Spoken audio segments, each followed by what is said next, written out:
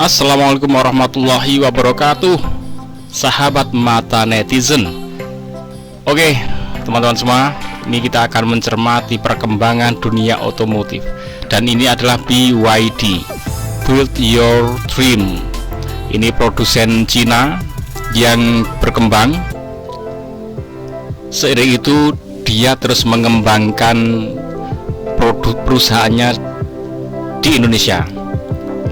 Jadi BYD ini awalnya adalah produsen baterai, ya, spesial di baterai. Nah, kemudian dia memproduksi mobil, kendaraan mobil, ya. Nah, ini nanti akan dilihat dari beberapa sisi. Mungkin secara umum orang melihat, wah keren, ini Indonesia bisa kerjasama dengan Cina, kemudian investasi di negara ini meningkat triliunan, perkembangan dunia otomotif Indonesia keren. Oke, mungkin ada sisi pandang itu, menambahkan pendapatan negara. Oke, tapi saya pun akan berpendapat yang kontradiksi, yang sama sekali bertentangan dengan itu semua. Mungkin kalian bisa, kalau sependapat ya mungkin wah itu pendapat yang smart, ya, keren, cerdas. Tapi kalau nggak cocok mungkin konyol, tolol, terserah. Tapi sebagai netizen saya mengungkapkan itu semua. Oke, kita simak dulu seperti apa perkembangan BYD ini ke Indonesia dan apa yang akan dikembangkan di Indonesia. Terus bagaimana Indonesia menanggapinya. Oke, kita simak bersama-sama. Meminta agar produsen mobil listrik asal China BYD segera memiliki fasilitas produksi lokal untuk memproduksi mobil listrik. Pihak BYD menyatakan berkomitmen untuk membenamkan dana investasi jumbo untuk mewujudkan itu. Hal ini mengacu pada Perpres nomor 79 tahun 2023 pasal 18 ayat 2 yang menyebutkan, oke, ini benar apa enggak pemerintah meminta BYD untuk masuk Indonesia, kemudian melakukan investasi, melakukan produksi di Indonesia. Oke, ini informasinya seperti ini. Ini benar apa enggak saya masih nggak tahu, tapi kita simak saja.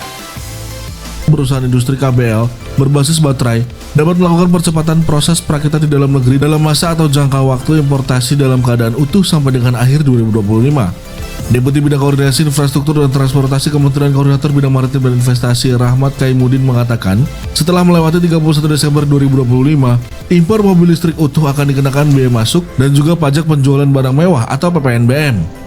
Kami juga mendorong BYD dan yang lainnya termasuk yang impor itu, ya, jangan lama-lama, cepat-cepatlah bikin di Indonesia supaya kita bisa menikmati kendaraan EV ini dengan harga yang affordable, ujar Deputi Bidang Koordinasi Infrastruktur dan Transportasi Kemenkominfo Rahmat Kaimudin. General Manager BYD Asia Pasifik Liu Shuiliang mengatakan, perusahaan bakal memiliki fasilitas manufaktur di Indonesia dengan tipe mobil yang produksinya disesuaikan kebutuhan pasar. Meski demikian, dia tidak memberikan informasi lebih lanjut terkait rencana produksi dan juga investasi lebih lanjut. Kami akan analisa pasar dan pasti akan mempertimbangkan kebutuhan seluruh masyarakat Indonesia, ujar General Manager BYD Asia Pasifik Liu Shuiliang. Sementara itu, Menteri Koordinator Perekonomian Erlangga Hartarto mengatakan, nilai investasi BYD ditaksir mencapai 1,3 miliar US dollar atau setara 20,33 triliun rupiah. Selain itu, kapasitas produksi dari pabrik BYD ditaksir mencapai 150.000 unit dengan 3 model mobil listrik, yakni Dolphin, Atto 3, dan Seal. Pemerintah terus mendorong BYD untuk dapat meningkatkan lokal konten sehingga tentu dapat mendorong daya saing industri, ujar Menteri Koordinator Perekonomian Erlangga Hartarto. Oke, jadi pemerintah Indonesia mendorong BYD untuk ke Indonesia memproduksi dan mengembangkan otomotifnya, ya, otomotifnya bukan otomotif kita itu. Oke, untuk mengembangkan diri memproduksi di Indonesia. Kita simak yang lain, ya. Dan ini berita Kompas, ya, BYD bikin pabrik di Subang, ya. Ini kata pemerintah. Coba kita simak. Menurunkan tema dari BYD. Produsen mobil asal Cina, Build Your Dream atau BYD akan mendirikan pabrik mereka di kawasan industri Subang, Smartpolitan, Jawa Barat. Menggunakan lahan seluas lebih dari 108 hektar dan beroperasi pada 2026 mendatang. Nantinya, pabrik BYD tersebut juga akan mencakup pusat penelitian dan pengembangan, fasilitas pelatihan dengan teknologi hemat energi dan ramah lingkungan. Area meets our criteria in terms of the size, proximity, environment, and the infrastructure requirement as well. Thus, we are so confident that the Presentasi facilities dari to be pihak BYD used ke Indonesia ya, will be able rencananya to untuk drive mendirikan the pabrik ini. growth of Indonesia's automotive industry and transition towards clean energy while also supporting economic, especially in the surrounding regions.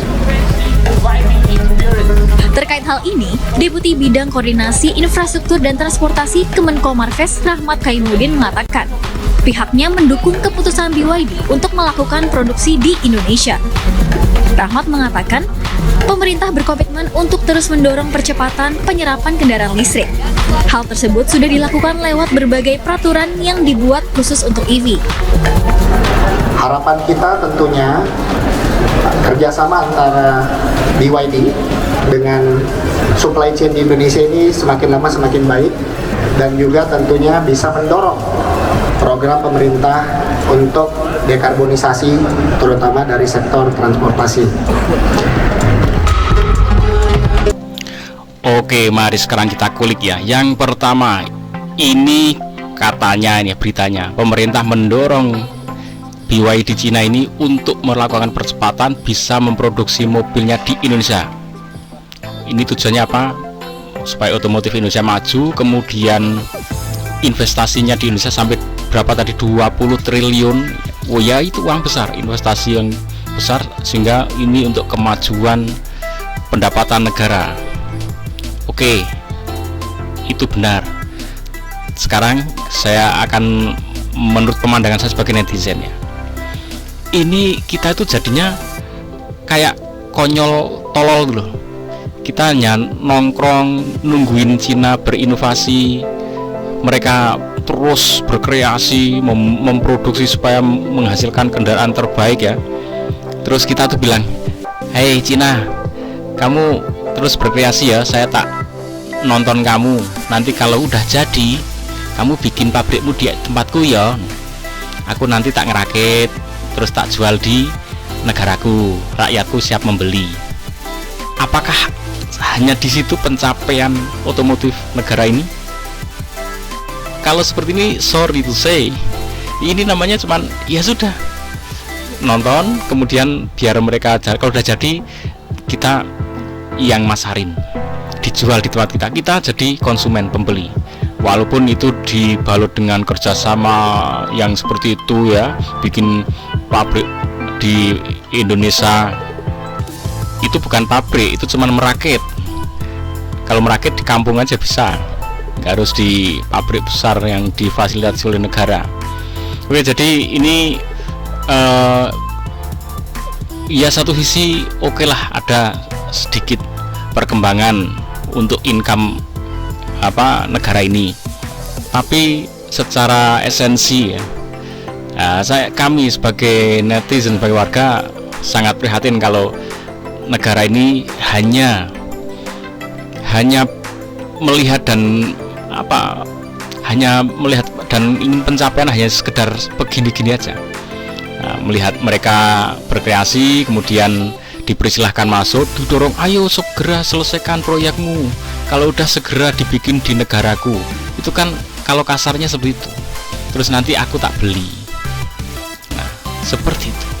Dan ini menurut saya ini sangat memprihatinkan ya. Otomotif Indonesia kalau seperti ini aja memprihatinkan. Nah, walaupun sebenarnya ada di bangsa kita itu, kalau diberi kesempatan, diberi kepercayaan untuk membuat, benar-benar membuat, itu bisa. Tapi ini maaf juga, ini mungkin nggak menarik kalau membiayai warganya sendiri untuk berkreasi. Itu nggak menarik karena apa? Nggak ada duitnya gitu masalahnya ya, nggak ada duitnya masalahnya. Coba kalau mereka masuk ke Indonesia kan duitnya banyak, mereka harus dikasih, wah ini untuk melancarkan bisnisnya, untuk melancarkan agar proyeknya itu berhasil berdiri di Indonesia. Nah, itu dia akan menggelontorkan banyak uang kepada sedikit orang ya, kepada sedikit orang. Tapi kalau membiayai bangsanya sendiri, ya mereka nggak dapat duit masalahnya. Itu masalahnya, mereka nggak dapat duit, keluar duit terus untuk bangsanya yang sedang berkreasi itu, ya nggak ada duitnya itu. Nah, nanti kalau udah jadi, nanti jadi benda barang otomotif yang murahnya juga untuk rakyatnya lagi, nggak ada duitnya lagi. Nah itu yang jadi masalah, yang nggak menarik lah karena nggak ada duitnya. Jadi kalau Indonesia ini maju, bagi beberapa gelintir orang itu memang nggak ada duitnya, tapi kenikmatan bisa dirasakan oleh seluruh rakyat Indonesia. Nah itu butuh yang namanya pejuang. Walaupun hanya mungkin di dunia otomotif itu, kalau Anda bergerak di situ dan memperjuangkan itu, Anda pun menjadi pahlawan walaupun tanpa tanda jasa ya, nggak perang kayak pendahulu kita. Itu jadi pahlawan yang tanpa tanda jasa, kayak guru ngajar nggak ada tanda jasanya, itu pahlawan. Anda mengangkat kesejahteraan rakyat Indonesia ini dari sisi kemampuan Anda. Oke, semoga curhatan ini membuka sedikit wawasan kita. Ya kita doakan semoga Indonesia bisa meraih pencapaian yang nggak sekedar ngerakit doang ya. Nggak sekedar nonton terus mempersilahkan, tolong dong dibikin di tempatku, aku tak yang rakit. Semoga nggak cuma gitu aja, bener-bener menciptakan produk otomotif. Ikuti terus Mata Netizen. Assalamualaikum warahmatullahi wabarakatuh.